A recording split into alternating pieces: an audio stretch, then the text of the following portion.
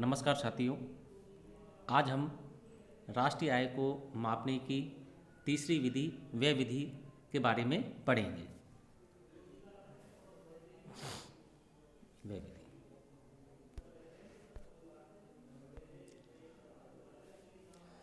व्यय विधि व्यय विधि के अंतर्गत निम्न मदों को शामिल करते हैं।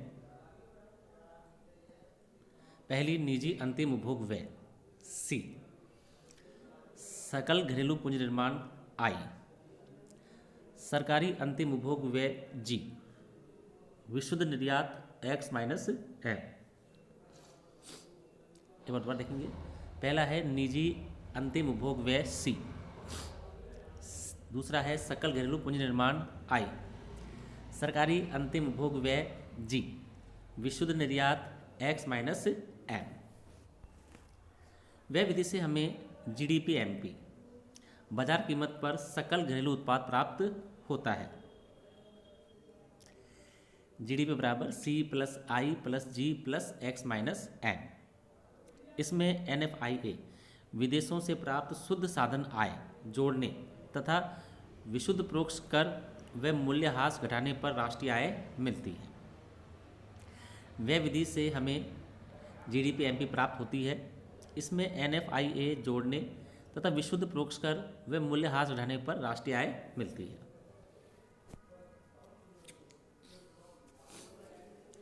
व्यय विधि का प्रयोग करते समय रखी जाने वाली सावधानी है। निम्न मत शामिल करें। नंबर 1, उत्पादक क्षेत्रों द्वारा स्वयं के साधनों से स्थिर परिसंपत्ति का निर्माण।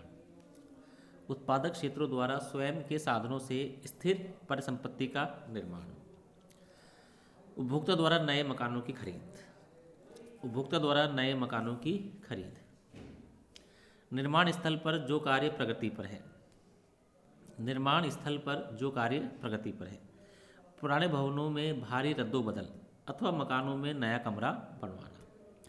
पुराने भवनों में भारी रद्दोबदल अथवा मकानों में नया कमरा बनवाना। निम्न मदों को शामिल न करें।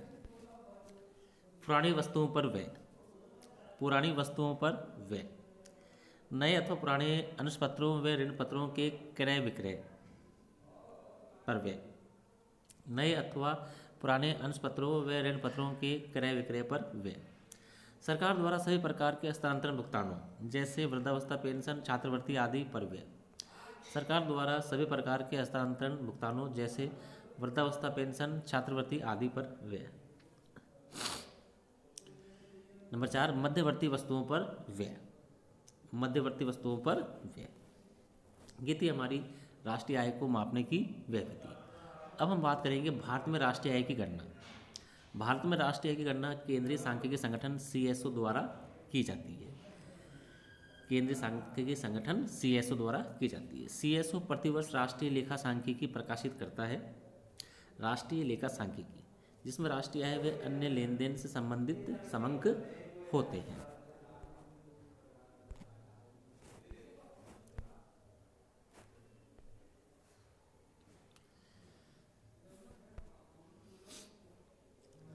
सीएसओ संपूर्ण अर्थव्यवस्था को निम्न क्षेत्रों में विभाजित करता है। नंबर 1, प्राथमिक क्षेत्र। इसमें क्या क्या आते हैं? कृषि, वन तथा लट्ठे, मत्स्य, खनन तथा उत्खनन। कृषि, वन तथा लट्ठे, मत्स्य, खनन तथा उत्खनन। द्वितीय क्षेत्र, विनिर्माण, पंजीकृत विनिर्माण और अपंजीकृत विनिर्माण। निर्माण, विद्युत गैस तथा जलापूर्ति। द्वितीय क्षेत्र में क्या क्या चीज़ आती है एक बार दोबारा देखते हैं। विनिर्माण, पंजीकृत विनिर्माण, अपंजीकृत विनिर्माण, निर्माण, विद्युत गैस तथा जलापूर्ति। तृतीय क्षेत्र, परिवहन, संचार तथा व्यापार, वित्त तथा वास्तविक परिसंपदा, सामुदायिक तथा व्यक्तिगत सेवाएं। दोबारा देखेंगे। परिवहन, संचार तथा व्यापार, वित्त तथा वास्तविक परिसंपदा, सामुदायिक तथा व्यक्तिगत सेवाएं। निम्न क्षेत्रों में राष्ट्रीय की गणना में उत्पादन विधि प्रयोग में लेते हैं। कृषि, वन तथा लट्ठे, मत्स्य, खनन तथा उत्खनन, पंजीकृत विनिर्माण। उत्पादन विधि किन किन क्षेत्रों में काम में ली जाती है देखते हैं। कृषि, वन तथा लट्ठे, मत्स्य, खनन तथा उत्खनन, पंजीकृत विनिर्माण।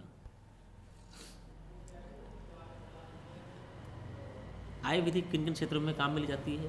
अपंजीकृत विनिर्माण, विद्युत गैस तथा जलापूर्ति, परिवहन संचार तथा व्यापार, वित्त तथा वास्तविक परिसंपदा, सामुदायिक तथा व्यक्तिगत सेवाएं।